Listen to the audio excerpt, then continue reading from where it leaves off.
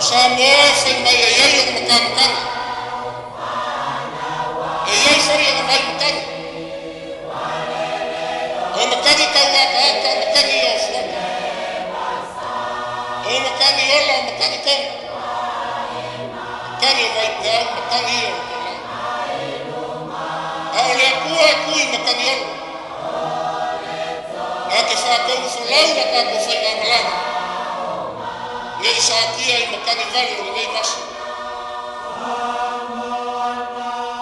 O lea whai mapale male le ngai kai au. O loa whamua le whaumu le kapai. A whusi au. Unkia mai ali a tālama I ono na lofa malanga le ngai. Mafu ai o sapu langi upu o Samoa. Ai kau sa ine whau. Ono ko kofu na kunu le pōpala upu. Ina nei whai malape o la upu. Samoa la mai o la kunu o uma kofu. O uma o mamu whakeke o upu o malape o whalania kofu ngā kupu. Kupua ma maoko ma malawhonga. Le ai se paukai e me whangoka sāku nōna nai.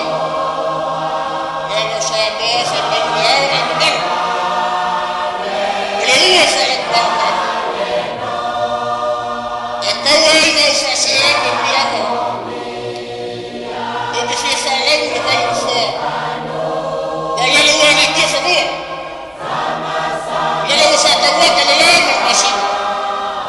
Lele ua wafuia sua ma walolo. Ko pa ia a koko ai.